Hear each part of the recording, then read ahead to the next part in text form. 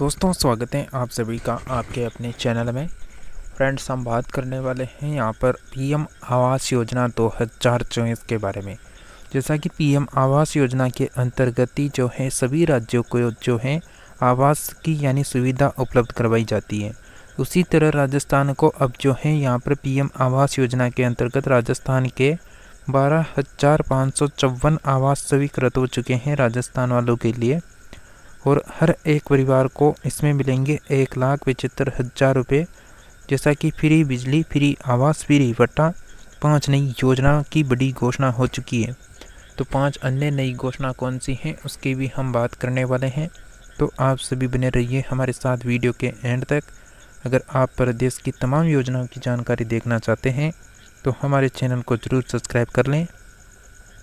इस काले कलर की पट्टी को दबा देंगे तो चैनल सब्सक्राइब हो जाएगा। इससे आप सभी हमसे जुड़ जाएंगे, हम आपसे जुड़े रहेंगे और तुरंत प्रभाव से जो भी नई अपडेट आएगी उसको आपको यहाँ पर मिलती रहेगी। तो चलिए बात करते हैं यहाँ पर बिना किसी देरी के। जैसा कि आप 21 अगस्त की अपडेट को देख सकते हैं, जहाँ पर पीएम आवास योजना में कम आय वर्ग के 12,554 नवीन आवास को स्वीकृति मिल चुकी है। जैसा कि एक एक खबर को देखते हैं। प्रदेश के कमजोर आय वर्ग के 12,554 नवीन आवासों को पीएम आवास योजना में स्वीकृति मिली है। हर लाभार्थी को 1,75,000 रुपये की अनुदान राशि मिलेगी। यहाँ पर अब आप सोच रहे होंगे यहाँ भी 1 लाख लिखा हुआ है, यहाँ पर भी 75 लाख लिखा हुआ है। तो ये यहाँ पर टाइपिंग मिस्टेक हो चुकी है भास्कर के द्वारा, क्योंकि यहाँ पर 1,75,000 लिखने थे, यहाँ पर लाख नहीं लिखने थे। तो मुख्य सचिव सुशांत पंत की अध्यक्षता में मंगलवार को प्रधानमंत्री आवास योजना के तहत राज्य स्तरीय स्वीकृति एवं निगरानी समिति एवं अमृत 2.0 योजना को लेकर 8वीं state high powered steering committee की बैठक हुई है। बैठक में मुख्य सचिव ने अमृत 2.0 के तहत अब तक जो हुए कार्य की प्रगति है उसकी रिपोर्ट को लेकर फीडबैक लिया है। साथ ही आगे के प्रोजेक्ट के तहत यानी आगे की प्रोजेक्ट की प्लानिंग पर फोकस करने में भी निर्देश जारी किए हैं। और मुख्य सचिव ने सभी वाटर बॉडीज को कार्य योजना के तहत फिर से पुनर्जीवित करने को लेकर भी अधिकारियों ने यहाँ पर अधिकारियों को निर्देश दिए हैं। और राज्य की 74 शहरों की नगर निकायों से मिले प्रस्तावों को बैठक में मंजूर किया है। मुख्य सचिव ने कहा है कि विकास कार्यालयों के लिए किसी भी प्रकार की कमी नहीं जा रही है। इससे में केंद्र सरकार के एजेंडे को राज्य सरकार के नेतृत्व में पूरा किया जाना चाहिए। उन्होंने कहा कि प्रोजेक्ट को समय पर पूरा करें। अगर कोई कमी नहीं रहे। बैठक में यूडीएच के मुख्य सचिव टी रविकांत व जलदायी विभाग के सचिव समित शर्मा सहित अन्य अधिकारी मौजूद रहे हैं। दोस्तों, ये तो हो गई हमारी पहली अपडेट जो आवास योजना से संबंधित है। नेक्स्ट अपडेट है यहाँ पर, जैसा कि पीएम नरेंद्र मोदी छोटे किसान सबकी ताकतें और किसानों को भूमि के डिजिटल आईडी नंबर दिए जाएंगे। यानी आप सभी की ज़मीन का अब भू आधार कार्ड बनने जा रहा है। जैसा कि सरकार जैसे नए समय गुजर रहा है वैसे डिजिटल क्रांति होती जा रही है। तो सभी का अब जो है भू आधार कार्ड बनेगा। अब आपका जो ज़मीन का खाता ये रहेगा, किसके नाम ज़मीन है, किसके नाम पर ज़मीन नहीं है, कितना एरिया है, संपूर्ण जानकारी आपके भू आधार कार्ड में होने वाली है। जैसा कि प्रधानमंत्री नरेंद्र मोदी ने कहा है कि किसानों को उनका भूमि का एक डिजिटल आइडेंटिफिकेशन नंबर दिया जाएगा। और पीएम मोदी ने शनिवार को कृषि अर्थशास्त्रियों के 32वें अंतर्राष्ट्रीय सम्मेलन का उद्घाटन किया। इस दौरान उन्होंने कहा कि कृषि सरकार की आर्थिक नीति के केंद्र में है। हम अपने किसानों की मदद के लिए पूरा इकोसिस्टम विकसित कर रहे हैं। छोटे किसान ही भारत को खाद्य सुरक्षा की सबसे बड़ी ताकत है। यही स्थिति एशिया के कई विकासशील देशों में है, इसलिए भारत का मॉडल कई देशों के काम आ सकता है। इस साल के बजट में भी बड़ा फोकस जो है सस्टेनेबल फार्मिंग पर है। तो जैसा कि साथियों ये दूसरी अपडेट थी जो आपके यहाँ पर कृषि से संबंधित है। नेक्स्ट अपडेट की बात करें तो नेक्स्ट है यहाँ पर जैसा कि आधार कार्ड में बायोमेट्रिक डाटा मोबाइल फ़ोन से लिंक हो रहा है। यहाँ पर अजमेर में जो है 3 साल में आधार कार्ड से 450 फ्रॉड लोग जो हैं अब इस्तेमाल कर रहे हैं वर्चुअल आईडी। मतलब 3 सालों में अजमेर में 450 फ्रॉड हो चुके हैं आधार कार्ड से लेकर। अब जो है लोग क्या कर रहे हैं, आधार कार्ड की जगह नई वर्चुअल आईडी जनरेट कर रहे हैं और उस वर्चुअल आईडी में जो है आधार कार्ड से भी ज़्यादा यानी डेटा उसमें होने वाला है, उससे सब काम होंगे। कोई सा भी आधार कार्ड से जितने काम होते हैं जितना काम वह वर्चुअल आईडी भी करने वाली है। तो वर्चुअल आईडी की क्या अपडेट है सभी को देखने वाले हैं। जैसा कि आपको बता दें, आधार कार्ड से बढ़ते फ्रॉड को कम करने के लिए लोगों ने अब वर्चुअल आईडी इस्तेमाल करना शुरू कर दिया है। अब यानी आधार अहम दस्तावेज में से एक है। बैंक सीमा ही नहीं बल्कि पासपोर्ट, वाहनों की आरसी सहित अन्य तमाम सरकारी कार्यों के लिए आधार कार्ड नंबर जरूरी है। आधार नंबर से धोखाधड़ी के मामले भी तेज़ी से बढ़ रहे हैं। पिछले 3 सालों में अजमेर ज़िले में आधार फ्रॉड से जुड़ी 450 ज़्यादा वारदातें सामने आई है। साल दर साल वारदातों का ग्राफ लगातार बढ़ता जा रहा है। आधार फ्रॉड को रोकने के लिए सरकार वर्चुअल आईडी फीचर शुरू किया है।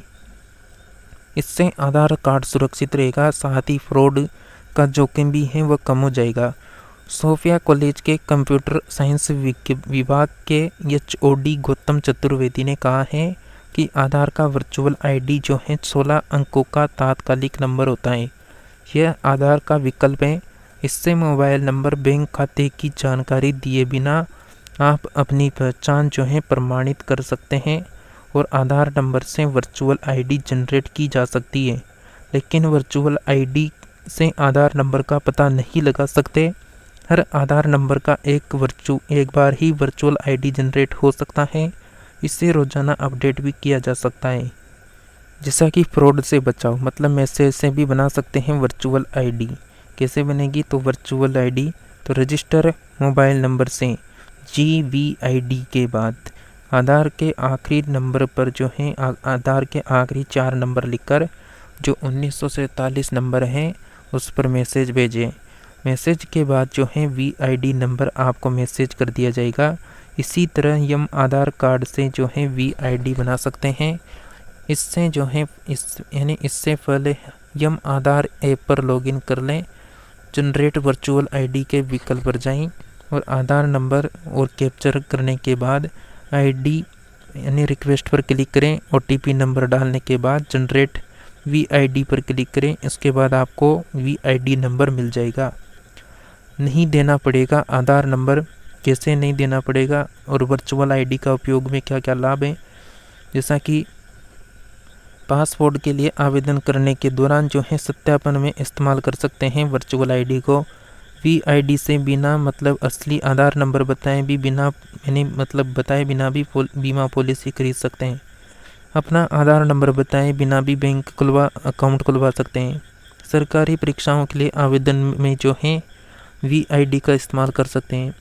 KYC के लिए भी जो है VID सुरक्षित है। आधार भी देख सकते हैं और आधार PVC कार्ड के लिए भी आवेदन कर सकते हैं। कैसे करें? ऐसे करें वर्चुअल आईडी जनरेट। जैसा कि यहाँ पर UIDAI की आधिकारिक वेबसाइट पर जाएं। इसके बाद आधार सर्विस सेक्शन पर जाकर वर्चुअल आईडी जनरेट पर क्लिक करें। क्या आधार नंबर और सिक्योरिटी नंबर कोड दर्ज करें। इसके बाद जो है स्क्रीन पर नज़र आ रहे सेंड OTP के ऑप्शन पर क्लिक करें।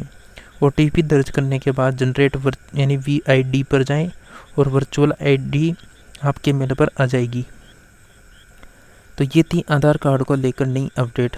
अब यहाँ पर देखेंगे जैसा कि राजस्थान प्रदेश के 45,000 जो गांव हैं उनमें बेघर, जिनके पास घर नहीं है, जो घुमंतु हैं, एक जगह से दूसरी जगह अपना घर बनाते रहते हैं, मतलब झोपड़ी बनाते रहते हैं और घूमते रहते हैं और उनमें रहते हैं। तो उन परिवारों को भूखंड का जो है पट्टा देगी सरकार। और जिनके पास ज़मीन नहीं है उनको ज़मीन भी देगी और आवास बनाकर भी देने वाली है।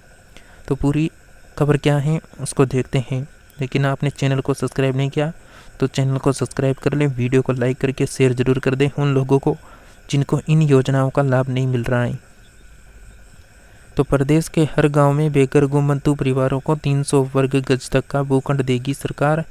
इसके लिए ग्रामीण विकास एवं पंचायती राज विभाग ने तैयारी शुरू कर दी है।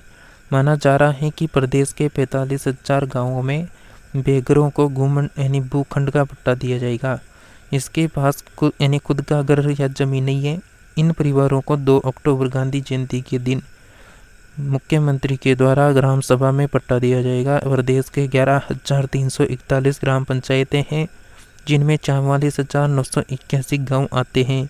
पंचायती राज आयुक्त व सचिव ने जो है सभी जिला परिषद CEO को प्लाट देने के लिए प्लॉट देने के लिए अभियान में काम शुरू करने को कहा है। इसके लिए जारी सर्कुलर के अनुसार सरकार ने बेघर आवासहीन लोगों को एक अभियान चलाकर प्लाट और पट्टा देने का फैसला किया है। और पंचायती राज विभाग ने हर गांव से बेघर घुमंतु खाना बदोश परिवारों का ब्यौरा मांगा है। हर जिला परिषद इसका ब्यौरा तैयार कर रहा है। और पंचायती राज विभाग ने 22 अगस्त तक हर जिले से गांववार बेघर परिवारों का ब्यौरा भेजने के लिए कहा है। राजस्थान पंचायती राज निगम 1966 के नियम 158 के तहत बेघर व घुमंतु ऐसे परिवारों को अधिकतम 300 वर्ग फुट तक की प्लॉट आवंटित की जाएगी। जमीन की उपलब्धता के अनुसार प्लॉट का साइज घटाया बढ़ाया भी जा सकता है। और ज़मीनों का आवंटन रियायती दरों पर किया जाएगा। हालांकि अभी तक रियायती दरों का निर्धारण नहीं किया जा रहा है। बेघर परिवारों को भूखंड आवंटित करने के लिए हर गांव में 29 अगस्त तक आबादी जमीन चिन्हित होगी। इस काम को ब्लॉक विकास अधिकारी की देखरेख में किया जाएगा। जिन गांवों में आबादी की जमीन आवंटित करने के लिए नहीं है, वहां पर दूसरी जमीन की व्यवस्था करने को प्रस्ताव बनाए जाएंगे। राजस्व विभाग को प्रस्ताव भेजकर जमीन को आबादी में कन्वर्ट करवाया जाएगा। पंचायती राज विभाग ने हर गांव में 5 सितंबर तक बेघर परिवारों से आवेदन लेने की हेडलाइन तय की है। इसके बाद 7 सितंबर तक हर गांव से मिलने आवेदनों का ब्यौरा पंचायती राज विभाग को भेजना होगा। भूखंड आवंटित करने के लिए 6 से 25 सितंबर तक ग्राम पंचायत की बैठक बुलाकर प्रस्ताव पास करवाकर औपचारिकताएं पूरी करवाने की समय सीमा तय की गई है। तो ये थी नेक्स्ट अपडेट। जैसा कि नेक्स्ट अपडेट है यहाँ पर, राष्ट्रीय शहरी आजीविका मिशन के तहत निगम ने शुरू की है पहल। महिलाओं को आत्मनिर्भर बनाने को निगम ने लगाई 4 फ्री कियोस्क। जो आप सभी को पता है दीनदयाल अंत्योदय योजना है, उसके तहत ये कार्य होता है, जिसमें स्वयं सहायता समूह की महिलाएं बेच सकती हैं, हस्तशिल्प वस्तुएं निर्मित कर सकती हैं और खुद का खर्चा निकाल सकती है। जैसा कि नारी शक्ति को आत्मनिर्भर बनाने के लिए नवाचार करते हुए हेरिटेज निगम स्वयं सहायता समूह के बनाए विभिन्न उत्पादों की बिक्री के लिए मुख्यालय से बाहर निःशुल्क प्लेटफॉर्म उपलब्ध करा रहा है। इसकी मदद से महिलाएं कैनोपी में हाथ से बनी विभिन्न वस्तुओं को बेच रही है। यह नवाचार राष्ट्रीय शहरी आजीविका मिशन के तहत किया जा रहा है। हर महीने अलग अलग समूह लगाएंगे स्टॉल। जिला परियोजना अधिकारी अमित शर्मा ने बताया कि केंद्र सरकार की जो दीनदयाल अंत्योदय जो योजना है, उसके तहत राष्ट्रीय शहरी आजीविका मिशन के तहत यह नवाचार किया जा रहा है। इसमें 10 से 20 महिलाओं के समूह के हस्त निर्मित विभिन्न उत्पादों की प्रदर्शनी और बेचने के लिए हवा महल के बाहर 4 कैनोपी लगाए गए हैं। इनमें आर्ट एंड क्राफ्टें, ज्वेलरी, खाद्य सामग्री statue, painting, photo gallery, cloth शामिल हैं। निगम की अनुमति के बाद समूह को महीने भर के लिए 4 कैनोपी फ्री दी जा रही है। प्रतिदिन हो रही है 1000 से लेकर 1500 की सेल। निगम मुख्यालय के बाहर कैनोपी लगा रही महिला स्वयं सहायता समूह की सदस्य मीनू ने बताया कि हमारी स्वयं सहायता समूह जूट और फेड के तने का उपयोग कर आर्ट एंड क्राफ्ट की वस्तुएं बना रही है। हम 20 महिलाओं का समूह है यहाँ पर, 20 महिलाओं का समूह है जो पिछले 5 सालों से कम से कम 5 सालों से यह काम कर रही है और प्रतिदिन 800 से 1000 रुपये तक की आमदनी हो जाती है। हवा महल देखने आने वाले पर्यटक हमारी वस्तुओं का ज़्यादा खरीदारी कर रहे हैं। लोन भी यहाँ पर दिलवा रहे हैं डाका। जैसा कि महिलाओं का स्वयं सहायता समूह आत्मनिर्भर बने, उनकी कला का प्रचार प्रसार हो, इसके लिए कैनोपी लगाई गई है। कोई भी हस्त निर्मित वस्तुएं बनाने वाले अन्य स्वयं सहायता समूह यहाँ अपनी स्टॉल लगा सकते हैं और स्वयं सहायता समूह को रोजगार देने के लिए बैंक से लोन भी उपलब्ध करवाया जा रहा है। तो ये थी यहाँ पर स्वयं सहायता समूह से संबंधित अपडेट।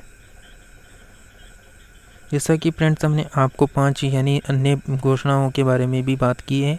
तो आई होप आपको अपडेट कैसे लगी कमेंट करके ज़रूर बताएं।